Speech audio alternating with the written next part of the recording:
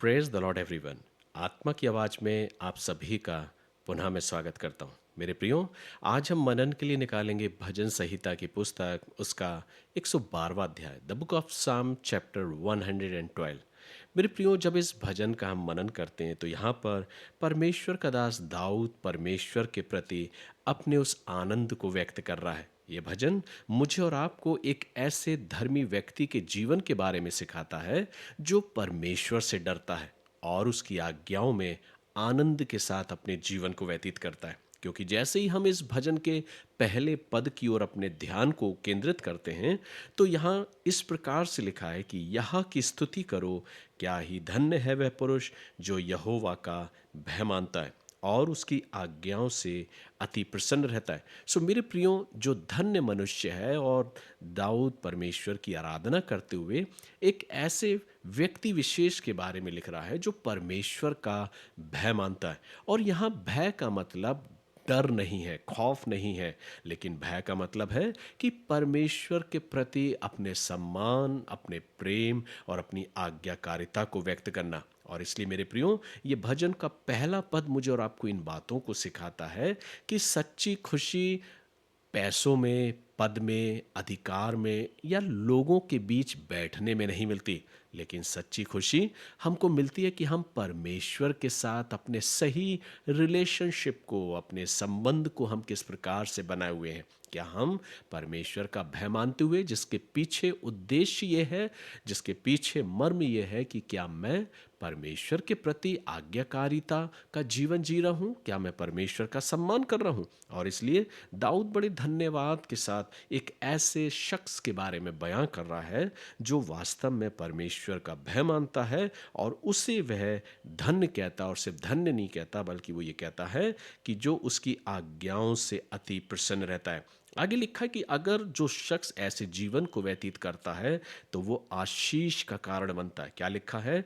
दूसरे पद में वचन कहता है, उसका वंश पृथ्वी पर पराक्रमी होगा, सीधे लोगों की संतान आशीष पाएगी, उसके घर में धन संपत्ति रहती है और उसका धर्म सदा बना रहेगा। सो मेरे प्रियो, जब भजन इन बातों को बयां कर रहा है तो वो सिर्फ यही नहीं कह रहा कि जो परमेश्वर का डर और भय मान रहा है, लेकिन जो परमेश्वर के डर और भय में अपने जीवन को व्यतीत कर रहा है, एक ऐसा व्यक्ति जो धर्मी व्यक्ति है और वो अपने उस प्रभाव के द्वारा, अपने जीवन के द्वारा, उसके जीवन में, उसके परिवार में, उसके बच्चों में वो आशीषें पीढ़ी दर पीढ़ी चलती रहेंगी। इसलिए मेरे प्रियो, ये भजन मुझे सिखाता कि जब हम और आप अपने ज़िंदगी में एक सही जीवन को व्यतीत करते हैं तो उसका असर इस जीवन में ही नहीं पर आपके आने वाली भावी पीढ़ी के जीवन में भी वो असर नज़र आता है। और उसका असर सिर्फ आप पर ही नहीं पर आपके आने वाले हर एक उस पारिवारिक जीवन में भी दिखाई देता है। इसलिए हर एक मनुष्य का ये कर्तव्य कि अगर वो चाहता है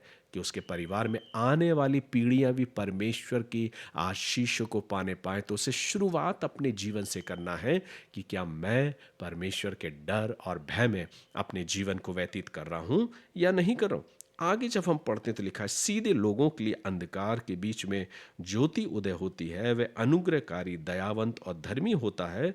जो पुरुष अनुग्रह करता और उधार देता उसका कल्याण होता है, वह न्याय में अपने मुकदमे को जीतेगा। सो मेरे प्रियो, ये वचन, ये भजन मुझे और आपको ये सिखाता है कि सीधे लोगों के लिए अंधकार के बीच में ज्योति उदय होती है। अर्थात जो धार्मिकता का जीवन को व्यतीत करता है, परमेश्वर उसके हर एक मुश्किल समय में उसको उजाला दिखाता, उसको रास्ता दिखाता है। अर्थात मुश्किल समय में भी परमेश्वर की उपस्थिति और उसकी संगति उस धर्मी पुरुष के जीवन में निरंतर उसको मिलती रहती है। इसका तात्पर्य यह नहीं कि अगर हम परमेश्वर के संग संग चल रहे हैं तो हमारे जीवन में उतार चढ़ाव नहीं आएंगे, लेकिन उतार चढ़ाव तो जरूर आना है, लेकिन उन उतार चढ़ाव में परमेश्वर की उपस्थिति सर्वोपरि रहेगी। और इसलिए अगर आज आप भी किसी कठिन समय से, किसी कठिन दौर से गुजर रहे हैं तो भरोसा रखें, आपकी जिंदगी में परमेश्वर का उजाला आने वाला है। ये वचन मुझे और आपको यही सीख देता है। आगे लिखा है, वह तो सदा तक अटल रहेगा, धर्मी का स्मरण सदा तक बना रहेगा। वह बुरे समाचार से नहीं डरता, उसका हृदय यहोवा पर भरोसा रखने से स्थिर रहता है। सो मेरे प्रियो, धर्मी व्यक्ति जो है वो दूसरों की मदद को करता है, लोगों पर अपनी दया को व्यक्त करता है, वो उदार हृदय वाला होता है, और इसलिए वचन कहता है कि वो परमेश्वर की आशीष को पाएगा और उसका उसका नाम सदाकाल के लिए रहेगा। इसलिए जीवन में सिर्फ हमें जीना ही नहीं है मेरे प्रियो, ये वचन मुझे और आपको सिखाता है। अक्सर दुनिया में लोग अपने लिए जीते हैं, लेकिन ये वचन मुझे सिखाता है कि जो दूसरों के लिए भी जीते हैं, जो दूसरों के प्रति दया भाव रखते हैं, जिनका जीवन एक दयालुता का जीवन होता है, तो परमेश्वर की आशीष को वो अपने जीवन में पाते हैं, और परमेश्वर ऐसे ही जीवनों को पसंद करता है। और आगे लिखा है कि ऐसा व्यक्ति जो प्रभु के डर और भय में जीवन व्यतीत करता है, वो किसी भी बुरे समाचार से भयभीत नहीं होता, बुरे समाचार से नहीं डरता, बल्कि उसका हृदय यहोवा पर भरोसा रखने से स्थिर रहता है। अर्थात ये वचन मुझे और आपको इस सीख को देता है कि जब हमारा विश्वास मजबूत होता है, तो किसी भी प्रकार का डर मुझे या मेरे विश्वास को नहीं हिला सकता। इसलिए वचन का लिखने वाला आगे कहता है, उसका हृदय संभला हुआ है, इसलिए वह ना डरेगा, वरन अपने शत्रुओं पर दृष्टि करके संतुष्ट होगा। उसने उदारता से दरिद्रों को दान दिया है, उसका धर्म सदा बना रहेगा, और उसका सींग महिमा के साथ ऊंचा किया जाएगा। दुष्ट इसे देखकर कोड़ेगा, वह दांत पीस पीस कर गल जाएगा, दुष्टों की लालसा पूरी ना होगी। सो मेरे प्रियो, ये भजन मुझे इस बात को सिखाता है कि जो शख्स, जो इंसान अपने जीवन में दया का भाव रखता है, जो अपने जीवन में दयालुता का स्वभाव रखता है, जो दूसरों के प्रति चिंतित होता है, जो दरिद्रों को दान देता है, ऐसे व्यक्ति के बारे में परमेश्वर कहता है कि उसका सींग महिमा के साथ ऊंचा किया जाएगा और उसका नाम सदा बना रहेगा। अर्थात मेरे प्रियो, ये भजन मुझे और आपको यही सीख देता है, यही शिक्षा देता है कि जब हम परमेश्वर के डर और भय में अपने जीवन को व्यतीत करते हैं, तो हम एक सही और उस रास्ते पर चलते हैं जो बेशक सकरा तो होता है, लेकिन सही दिशा की ओर जाता है। इसलिए ये वचन मुझे और आपको एक सीख देता है, और एक शिक्षा मुझको और आपको बताने का प्रयास करता है कि बेशक कई बार हमारी और आपकी जिंदगियों में रास्ते आसान नहीं होते, लेकिन हमें यह नहीं भूलना है कि हमारे रास्तों का जो अंत है वो हमेशा अच्छा ही होगा, क्योंकि 10वां पद कहता है,